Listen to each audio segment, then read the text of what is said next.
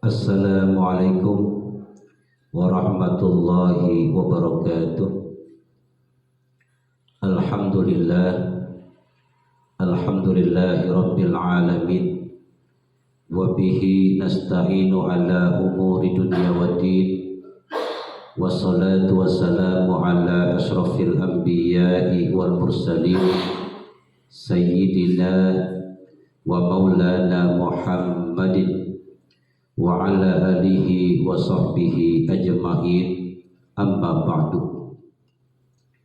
Para jamaah yang dimuliakan Allah Subhanahu wa ta'ala, berada pada momen kesempatan yang berbahagia dan penuh keberkahan dari Allah Subhanahu wa ta'ala, melanjutkan ibadah puasa di bulan suci Ramadan berdasarkan kitab fikih yang bernama Fathul Qarib yang diajarkan oleh ulama-ulama terdahulu yang dikenal ulama-ulama salafus saleh, di mana di bulan suci Ramadan di malam hari kita melaksanakan sholat sunat tarawih.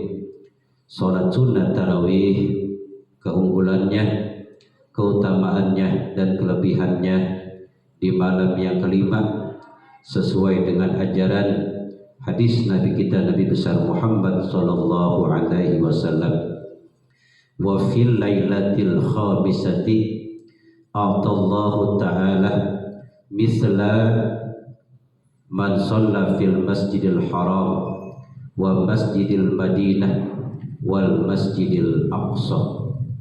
Ini seperti perjalanannya baginda Rasulullah sallallahu alaihi wasallam tatkala Isra dan Mi'raj, di mana dijelaskan dalam surah Al-Mu'minun, Bismillahirrahmanirrahim, Subhanalladzi asra bi'abdihi laylan minal masjidil haram ilal masjidil aqsa alladzi barakna haulahu linuriyahu min ayatina innahu huwas samiul basir. Maha suci Allah yang telah memperjalankan seorang hamba, tidak lain tidak bukan adalah junjungan Nabi kita Nabi besar Muhammad sallallahu alaihi wasallam. Perjalanan Nabi dari Masjidil Haram Mekah menuju Masjidil Aqsa Palestina.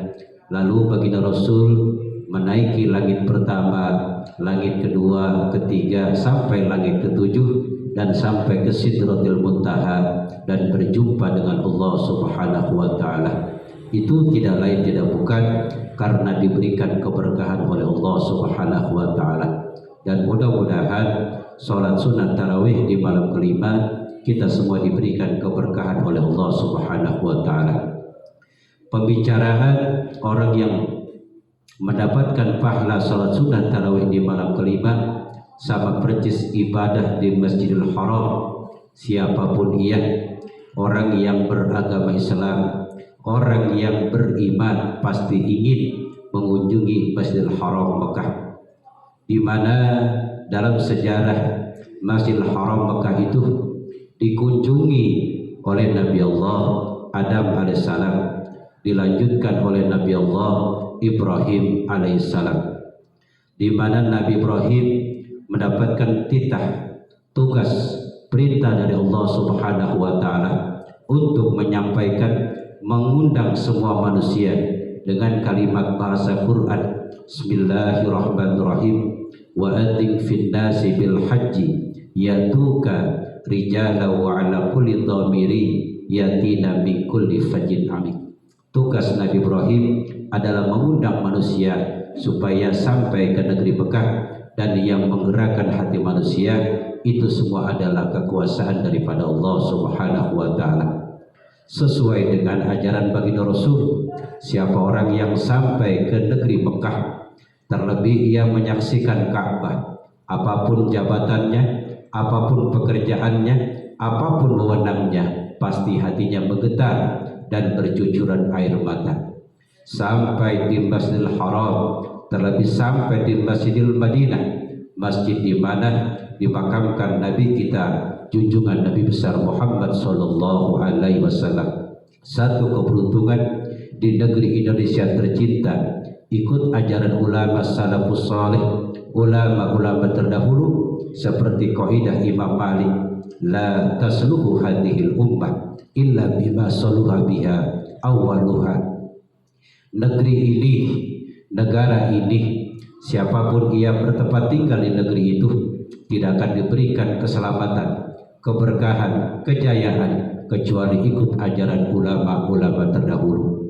Di Masjid Madinah baginda Rasul dimakamkan, dan baginda Rasul di samping makamnya ada sahabat yang bernama Abu Bakar As-Siddiq, ada sahabat yang bernama Umar bin Khattab. Ini dikenal dalam salat sunat tarawih disebut dengan Khulafatus Rasyidin, di mana Bilal tarawih selalu mengumandangkan kalimat Al-Khalifatul Awwal Amirul Mukminin Sayyidina Abi Bakr As-Siddiq, Al-Khalifatul Tsani Amirul Mukminin Sayyidina Umar bin Khattab. Beliaulah yang melanjutkan perjuangan baginda Rasul, dan dalam akidah kita Ahlus Sunnah wal Jamaah, setelah baginda Rasul wafat, setelah baginda Rasul tiada, yang kita ikuti adalah 4 sahabat. Pertama sahabat Abu Bakar As-Siddiq, yang kedua sahabat Umar bin Khattab, yang ketiga sahabat Utsman bin Affan, dan keempat sahabat Ali bin Abi Thalib. Mereka ini mewakili sahabat Abu Bakar As-Siddiq, simbol orang tua yang bijaksana. Artinya kita mendapatkan pelajaran pada kesempatan kali ini, jadilah orang tua yang bijaksana. Yang kedua sahabat Umar bin Khattab, beliau adalah pejabat, orang yang tegasnya dihantarkan kita semua umat Islam agar kita selamat dunia dan akhirat. Yang ketiga sahabat Utsman bin Affan kita ikuti pula, yaitu adalah simbol orang kaya, kekayaannya dipergunakan untuk menjalankan, memperjuangkan agama Allah Subhanahu wa taala. Bahkan sahabat Utsman pernah berkata di hadapan Rasul, "Ya Rasulullah, hartaku semuanya aku serahkan untuk agama." Karena menurut baginda Rasul, sahabat Utsman memiliki anak. Kata Rasul, "Wahai Utsman, jangan semuanya hartamu kau pergunakan untuk agama, sisakan untuk anakmu, karena anakmu butuh kehidupan dunia."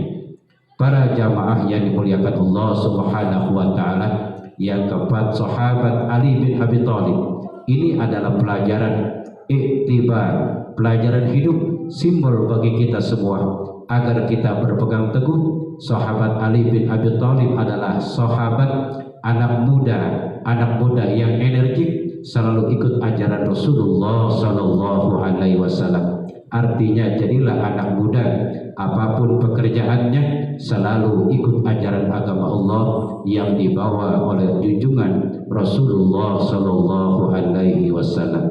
Uraian ini mudah-mudahan salat sunat tarawih di malam kelima ini kita diberikan keberkahan oleh Allah Subhanahu wa taala, sehingga kita selalu berpedoman yaitu ikut ajaran baginda Rasulullah sallallahu alaihi wasallam.